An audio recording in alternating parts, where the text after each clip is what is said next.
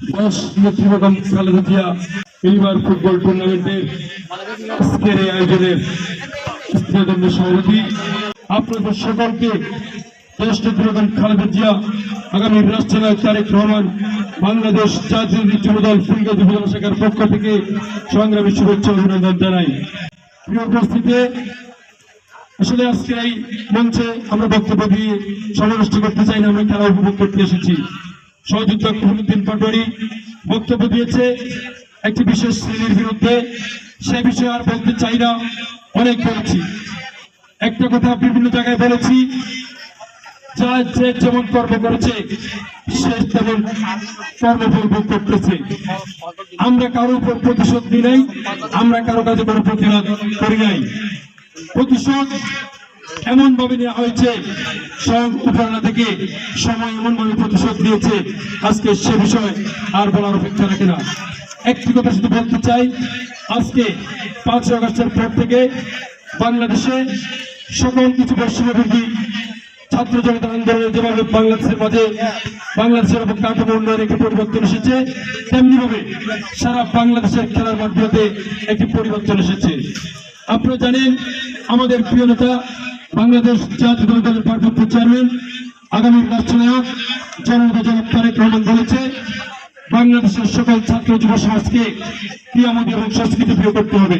সেজন্য আজকে দেখতে পাচ্ছেন সারা বাংলাদেশের সকল জেলায়, উপজেলা, ইউনিয়নে, এক কথায় বলা যায় 68,000 গ্রামে আজকে বাংলাদেশ জাতীয় ছাত্রদল যুবদল স্বেচ্ছাসেবক দলের তত্ত্বাবধানে একটি খেলাধুলার একটি মহোৎসব চলছে। আমরা চাই এই খেলাধুলার মহোৎসব যেন একটি আনন্দঘন মহোৎসবের মাধ্যমে আমরা শেষ করতে পারি।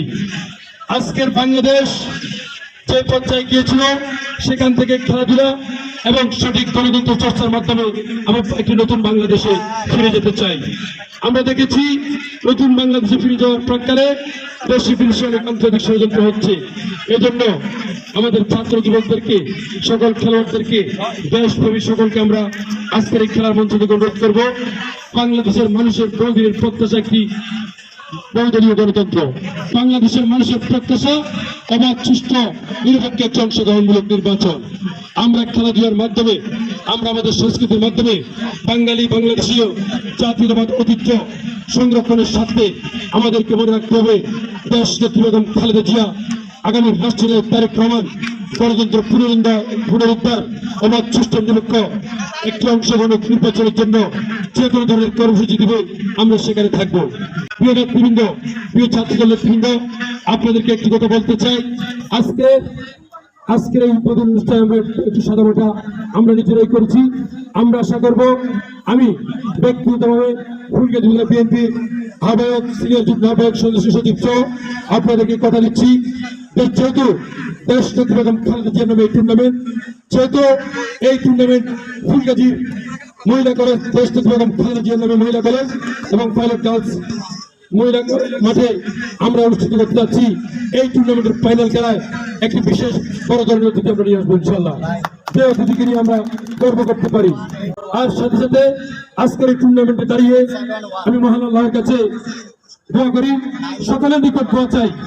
আপনারা জানেন, আমাদের মধ্যমণি বাংলাদেশের গণতন্ত্রের মূর্ত প্রতীক দেশ নেত্রী বেগম খালেদা জিয়া আজকে লন্ডনে চিকিৎসাধীন আছে, লন্ডন হাসপাতালে। আমরা চাই আমাদের সকলের দোয়ায়, বাংলাদেশের গণতন্ত্রকামী সকল মানুষের দোয়ায়, ওলামায়ে-কেরামদের দোয়ায় অতি সত্তর সুস্থ হয়ে আমাদের নেত্রী দেশ নেত্রী বেগম খালেদা জিয়া এই বাংলার বাড়িতে ফিরে আসবে। আমরা চাই ইনশাআল্লাহ আগামী বছর এই দিনে দেশ নেত্রী বেগম খালেদা জিয়া এই মিনিবার ফুটবল টুর্নামেন্টের প্রধান অতিথি হবে, দেশ নেত্রী বেগম খালেদা জিয়া বাংলাদেশের প্রধানমন্ত্রী হিসেবে। সেই প্রত্যাশা রেখে সকলকে ধন্যবাদ জানিয়ে আমি আমার বক্তব্য এখানে শেষ করছি।